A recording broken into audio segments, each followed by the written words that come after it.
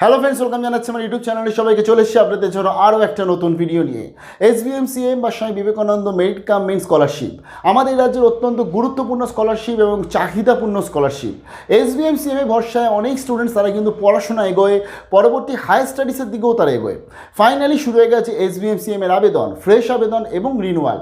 কাদের জন্য বর্তমানে শুরু হলো এই ফ্রেশ আবেদন এবং তার সাথে রিনিউয়াল শেয়ার করছি। অন্যদিকে যারা কলেজে ভর্তি হচ্ছে 2022 সালে, অথবা যারা ইউনিভার্সিটিতে ভর্তি হতে চলেছে পিজি, বা যারা বিএড করার প্ল্যানিং করছে 2022 সালে, বা আইটিআই বা ইঞ্জিনিয়ারিং বা MBBS, তাদের কি আপডেট চলুন দেখে নিচ্ছি আজকের আপডেটটা। যারা নতুন এসেছে তাদেরকে রিকোয়েস্ট করলাম প্লিজ সাবস্ক্রাইব করবেন, সঙ্গে থাকবেন সমস্ত আপডেটগুলো পাওয়ার জন্য।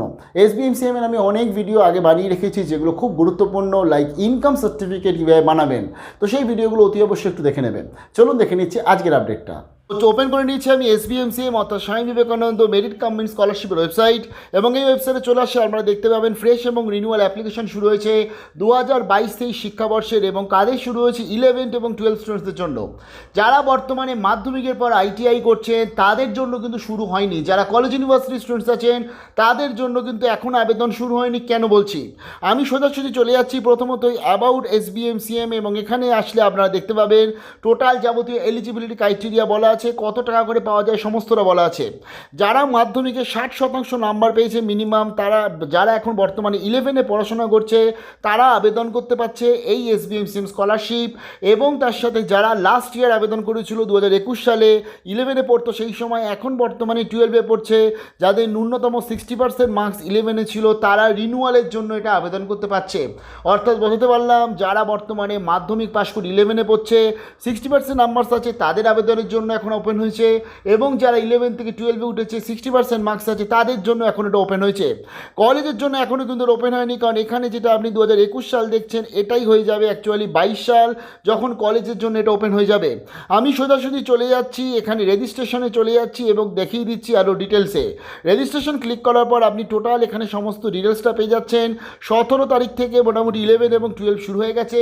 কন্যাশ্রীও কিন্তু এখনও শুরু হয়নি। কলেজ ইউনিভার্সিটি, বিএড বা পলিটেকনিক, ইঞ্জিনিয়ারিং, MBBS তাদেরও কিন্তু এখনও শুরু হয়নি। আমি জাস্ট কল করে চলে আসছি। চলে আসলে আপনি এখানে দেখতে পাচ্ছেন, জাস্ট এটা ক্লিক করে প্রসিড ফর রেজিস্ট্রেশনে ক্লিক করছি। আমি জানিয়ে দিই অলরেডি ঐক্যশ্রীর কিন্তু আবেদন শুরু হয়ে গেছে। যারা মাইনরিটির মধ্যে রয়েছে, যারা আবেদন করে তাদের কমেন্ট সেকশনে জানাবেন, আমি ঐক্যশ্রীর আবেদনটা আপনাদের দেখিয়ে দেবো। দেখুন এখানে চলে আসলে এই যে ডাইরেক্টরেট অফ স্কুল এডুকেশনের আন্ডারে 11-12 মাত্র ওপেন আছে, তাই এখান থেকে আপনি ফ্রেশ অ্যাপ্লিকেশানে অ্যাপ্লাই করতে পারছেন। রিনিউয়ালটা তো লগ ইন আইডি পাসওয়ার্ড দিয়ে লগ ইন করবে। আচ্ছা দেখুন এখানে এই যে DDI বা DTE NTE অর্থাৎ পলিটেকনিক বা ITI তাদেরও বন্ধ আছে, টেকনিক্যাল এডুকেশন বন্ধ আছে, পাবলিক ইনস্ট্রাকশন বন্ধ আছে, MBBS মেডিকেল বা এডুকেশন বন্ধ আছে, কন্যাশ্রী বন্ধ রয়েছে, এবং কলেজ ইউনিভার্সিটি যাবতীয় যা সব বিএড থেকে শুরু করে যা যা সব এর মধ্যে চলে আসে। তো তার ফলে বর্তমানে শুধুমাত্র স্কুলের জন্য যারা 11-12 স্টুডেন্টস তাদের জন্য আবেদন চলছে। আবেদনটা সবাই করে নিন, এবং এখানে জাস্ট অ্যাপ্লাই ফর ফ্রেশ অ্যাপ্লিকেশনে ক্লিক করে আপনার কাছে একটা ওপেন হবে পেজ, এবং সেখান থেকে আপনার টোটাল ডিটেলসটা আপনাকে ফর্ম ফিল আপ করে আবেদনটা করতে হচ্ছে। তো আমি ওপেন করে নিয়েছি এই যে স্কলারশিপটা, জাস্ট ক্লিক করি অ্যাপ্লাই ফর ফ্রেশ অ্যাপ্লিকেশনে ক্লিক করে ওপেন হয়ে গেছে। দেখুন এখানে টোটাল ডিটেলসগুলো আপনাকে শেয়ার করতে হচ্ছে।